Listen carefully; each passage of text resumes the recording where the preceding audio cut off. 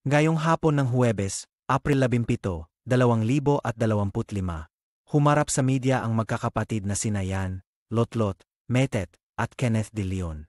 Sa harap ng media, si Yan De Leon ang nagsilbing tagapagsalita para sa kanilang magkakapatid. Binigyang pugay ni Yan ang kanyang ina, si Nora Aunor, na tinawag niyang nag-iisang superstar ng Philippine cinema. Sinimulan ni Yan ang kanilang pahayag sa pasasalamat sa lahat ng nagmahal at sumuporta sa kanilang ina. Anya, maraming natulungan at minahal si Nora, hindi lang dahil sa talento kundi dahil sa kanyang kabutihan. Binigyang diin din ni Yan ang pagiging totoo ng kanilang ina, na walang kaplastikan at puno ng pagmamahal. Sa harap ng trahedya, binanggit ni Yan na may plano ang Diyos at dapat lang tayong manalig. Nagpasalamat si Yan sa mga personal na bumati, nakiramay, at nakiisa sa kanilang pagdadalamhati. Binasa ni Yan ang kanilang opisyal na pahayag bilang mga anak ni Nora Aunor. Kinumpirma ni Yan ang pagpanaw ng kanilang ina noong gabi ng April 16 na 2025. Mula pagkabata, sabi ni Yan, kinilala si Nora sa kanyang kagalingan sa pagkanta at pag-arte. Ayon kay Yan, hinubog ni Nora ang kaluluwa ng ating kultura sa pamamagitan ng kanyang sining. Dagdag ni Yan, hindi matatawaran ang nayambag ni Nora sa sining at sa bansa. Lubos ang kanilang pasasalamat sa mga nagpadala ng mensahe at dasal sa panahong ito. Ani Yan, naging testamento ng pagmamahal ng bayan ang suporta ng publiko sa kanilang ina. Ipinaabot nila ang taos-pusong pasasalamat sa bawat Pilipinong nagbigay-pugay kay Nora Aunor. Nilinaw ni Yan na hindi sa mismong operasyon namatay ang kanilang ina. Ayon sa kanya, nahirapan itong huminga pagkatapos ng operasyon at sumailalim pa sa panibagong prosedur. Hindi tinukoy ni Yan ang eksaktong dahilan ng pagkamatay ng kanyang ina. Sinabi ng na nakasama ni Nora ang kanyang mga anak bago siya pumanaw. Sa huli, sinabi ni Yan na ang mga alaala at aral ng kanilang ina ay dadalhin nila habang buhay. Ang mga aral ni Nora ay ipapamana rin daw nila sa mga anak at apo nila. Bilang ina, naging matatag si Nora sa lahat ng pagsubok, sabi ni Yan, at naging inspirasyon siya sa kanilang lahat. Ani Yan, suwerte raw sila at pinagpala dahil si Nora Aunor ang naging ina nila. Ngayong hapon ng Huwebes, April 17, 2025, humarap sa media ang magkakapatid na sina Yan, Lotlot, Metet, at Kenneth De Leon. Sa harap ng media, si Yan De Leon ang nagsilbing tagapagsalita para sa kanilang magkakapatid. Binigyang pugay ni Yan ang kanyang ina, si Nora Aunor, na tinawag niyang nag-iisang superstar ng Philippine cinema. Sinimulan ni Yan ang kanilang pahayag sa pasasalamat sa lahat ng nagmahal at sumuporta sa kanilang ina. Anya, maraming natulungan at minahal si Nora, hindi lang dahil sa talento kundi dahil sa kanyang kabutihan. Binigyang diin din ni Yan ang pagiging totoo ng kanilang ina, na walang kaplastikan at puno ng pagmamahal. Sa harap ng trahedya, binanggit ni Yan na may plano ang Diyos at dapat lang tayong manalig. Nagpasalamat si Yan sa mga personal na bumati, nakiramay, at nakiisa sa kanilang pagdadalamhati.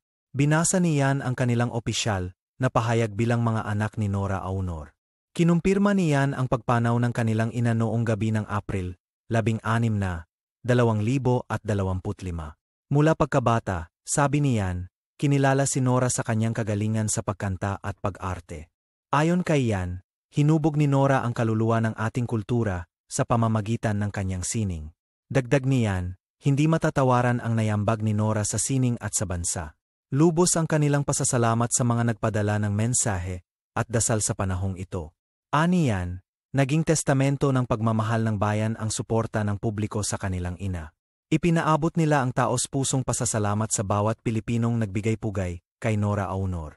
Nilinaw ni Yan na hindi sa mismong operasyon namatay ang kanilang ina. Ayon sa kanya, nahirapan itong huminga pagkatapos ng operasyon at sumailalim pa sa panibagong prosedur. Hindi tinukoy ni Yan ang eksaktong dahilan ng pagkamatay ng kanyang ina. Sinabi ng na nakasama ni Nora ang kanyang mga anak bago siya pumanaw. Sa huli, sinabi ni Yan na ang mga alaala at aral ng kanilang ina ay dadalhin nila habang buhay. Ang mga aral ni Nora ay ipapamana rin daw nila sa mga anak at apo nila. Bilang ina, naging matatag si Nora sa lahat ng pagsubok, sabi ni Yan, at naging inspirasyon siya sa kanilang lahat. Ani Yan, suwerte raw sila at pinagpala dahil si Nora Aunor ang naging ina nila. Ngayong hapon ng Huwebes, April 17, 2025, Humarap sa media ang magkakapatid na sina Yan, Lotlot, Metet, at Kenneth De Leon. Sa harap ng media, si Yan De Leon ang nagsilbing tagapagsalita para sa kanilang magkakapatid. Binigyang pugay ni Yan ang kanyang ina, si Nora Aunor, na tinawag niyang nag-iisang superstar ng Philippine cinema. Sinimulan ni Yan ang kanilang pahayag sa pasasalamat sa lahat ng nagmahal at sumuporta sa kanilang ina. Anya, maraming natulungan at minahal si Nora, hindi lang dahil sa talento kundi dahil sa kanyang kabutihan. Binigyang diin din ni Yan ang pagiging totoo ng kanilang ina, na walang kaplastikan at puno ng pagmamahal. Sa harap ng trahedya, binanggit ni Yan na may plano ang Diyos at dapat lang tayong manalig. Nagpasalamat si Yan sa mga personal na bumati, nakiramay, at nakiisa sa kanilang pagdadalamhati. Binasa ni Yan ang kanilang opisyal na pahayag bilang mga anak ni Nora Aunor. Kinumpirma ni Yan ang pagpanaw ng kanilang ina noong gabi ng April 16 na 2025. Mula pagkabata, sabi ni Yan, kinilala si Nora sa kanyang kagalingan sa pagkanta at pag-arte. Ayon kay Yan, hinubog ni Nora ang kaluluwa ng ating kultura sa pamamagitan ng kanyang sining. Dagdag ni Yan, hindi matatawaran ang nayambag ni Nora sa sining at sa bansa. Lubos ang kanilang pasasalamat sa mga nagpadala ng mensahe at dasal sa panahong ito. Ani Yan, naging testamento ng pagmamahal ng bayan ang suporta ng publiko sa kanilang ina. Ipinaabot nila ang taos-pusong pasasalamat sa bawat Pilipinong nagbigay-pugay kay Nora Aunor. Nilinaw ni Yan na hindi sa mismong operasyon namatay ang kanilang ina. Ayon sa kanya, nahirapan itong huminga pagkatapos ng operasyon at sumailalim pa sa panibagong prosedur. Hindi tinukoy ni Yan ang eksaktong dahilan ng pagkamatay ng kanyang ina. Sinabi ng na nakasama ni Nora ang kanyang mga anak bago siya pumanaw. Sa huli, sinabi ni Yan na ang mga alaala at aral ng kanilang ina ay dadalhin nila habang buhay. Ang mga aral ni Nora ay ipapamana rin daw nila sa mga anak at apo nila. Bilang ina, naging matatag si Nora sa lahat ng pagsubok, sabi ni Yan, at naging inspirasyon siya sa kanilang lahat.